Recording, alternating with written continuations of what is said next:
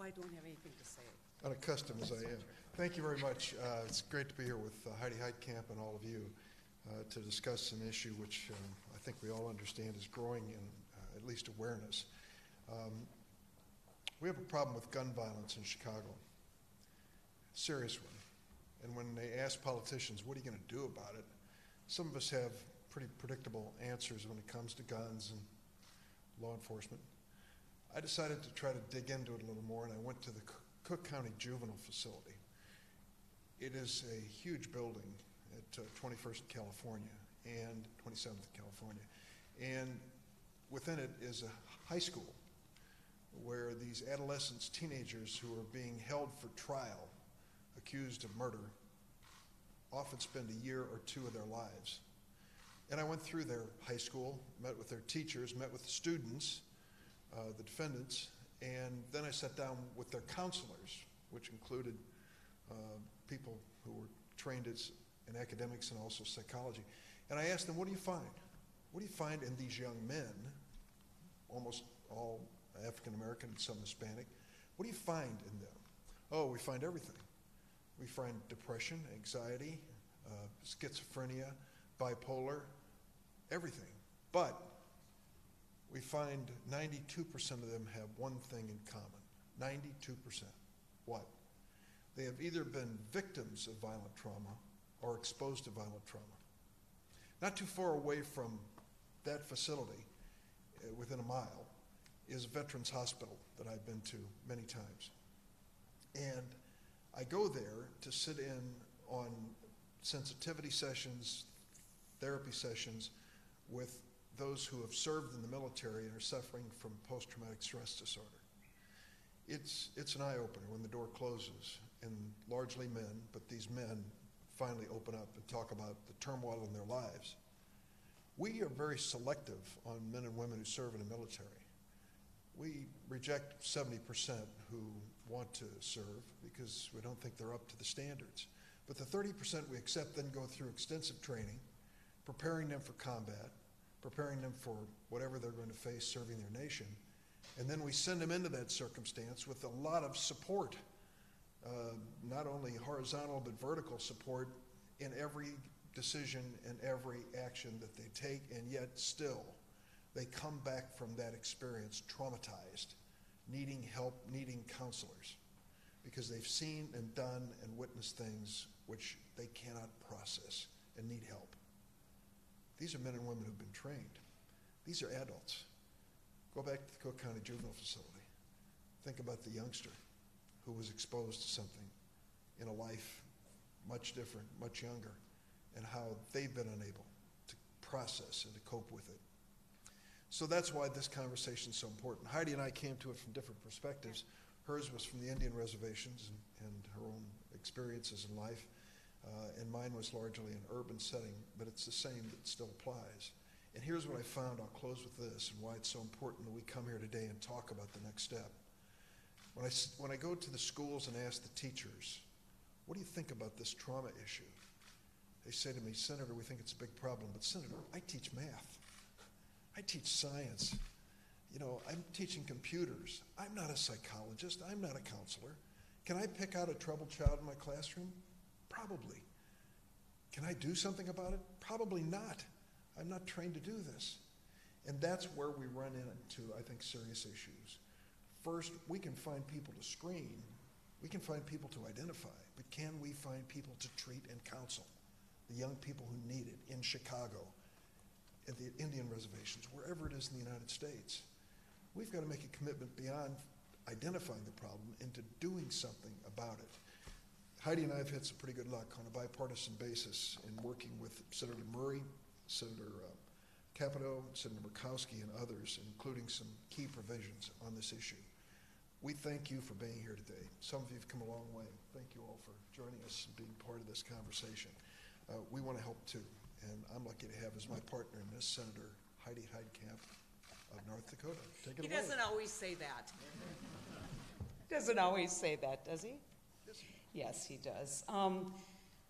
This is so important because it is hopeful.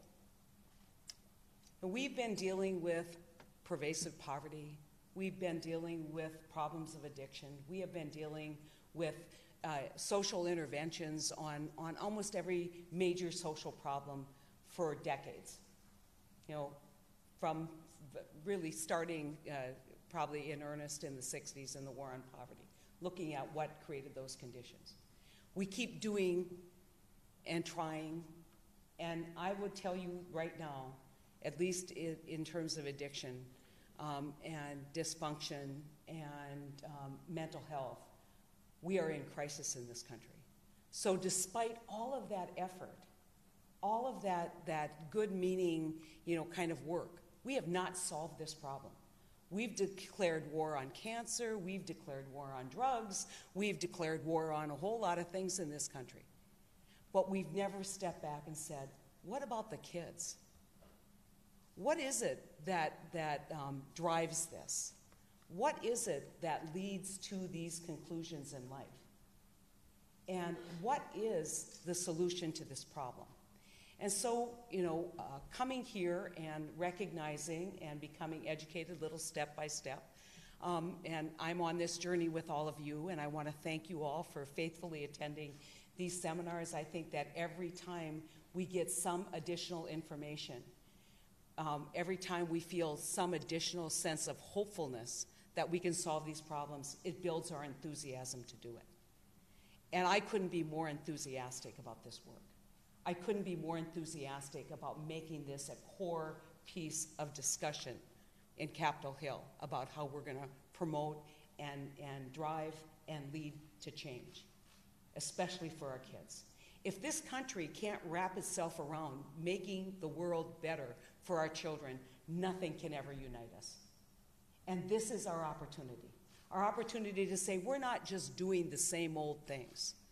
We are doing something different. We are thinking about this differently. We're approaching this problem differently. We're educating our educators differently. We're educating our medical professionals differently. We are treating this as the public health crisis it is. And we are going to effectuate change. How do I know that can happen? I am, as a lot of people here know, I was one of the negotiators on the tobacco settlement. We decided early on in the public health community that we could tackle this problem of too many people smoking, resulting in high medical costs, premature deaths. Probably the worst thing you could do for yourself was to light up, right? And we were able to dramatically cut the tobacco usage rates in this country by using public health models and enthusiasm and directing our resources. So we can change outcomes, but we have to get on it, because the opioid crisis is just a symptom of what we're talking about. It is something that is not only a symptom, but it is also driving the problem. So I'm going to close with a story. And the story is about a little school, elementary school, in one of the poorest parts of Bismarck. And it's about teachers who now are overwhelmed and are being, overcome with anxiety about who's walking through the door. Kids, angry, frustrated, not ready to learn, hungry, abandoned. Many kids don't know who's going to pick them up that day. But I always tell this story because it says something about what we're trying to prevent. And it's a story about a mom who was giving up parental rights on her child. And so she was terminating her parental rights. And the child was in foster care. And he was going to have an exit interview, if I can use that phrase, with this mom. And the mom, the foster mom sat down with the child, little boy, and he had her write a note to his mom so he could give it to her. But instead of writing a note, he drew a map. Drew a map to his foster house so his mom could find him. And so he got all prepared to go visit his mom. He shows up the day to visit his mom. His mom doesn't show up. You could have beat that kid and probably not hurt him as bad. And so we see it every day, and it's coming to the schools, it's coming to the daycares, it's coming to our prisons, it is coming to our communities, and we have to be hopeful for change. I want to just thank a special guest that we have today, Nadine Burke Harris. As in my journey of enlightenment on this, I've been yakking about it all over the country every chance I get. In fact, I was telling her a story. I appeared at the Business Roundtable, and you get to, host a table, and it was CEOs of major Fortune 500 companies, and they said, well, Senator Heitkamp, you can talk about whatever you want to talk about. And I'm sure they thought I was going to talk about energy policy or bank regulation. I said, well, good, then we're going to talk about childhood trauma. And I made those 10 CEOs listen to my pitch on why they need to be in the Army fighting childhood trauma and curing this problem.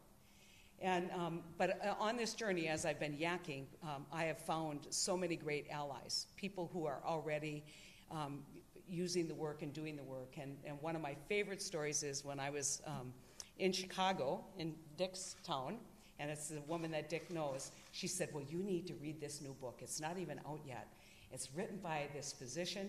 Her name is Nadine Burke Harris. It's called The Deepest Well, and I'll get you a copy. So she shipped me a copy, and I devoured it in the matter of one day, notes in the margin, and just could not stop going, yes, yes, that's right, that's what we need to do. She's got it, she's got it. And so I am so grateful that Dr. Harris is here today to share some of her thoughts with all of you.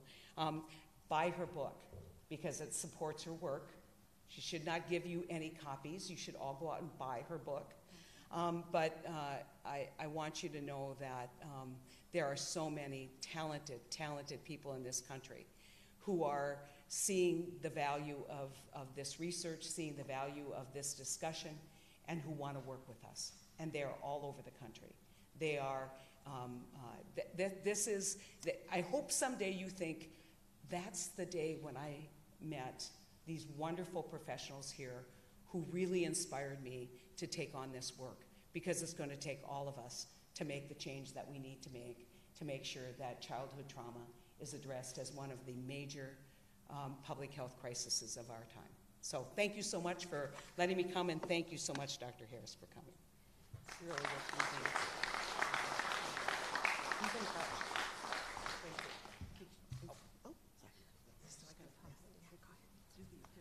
Yeah, thank you.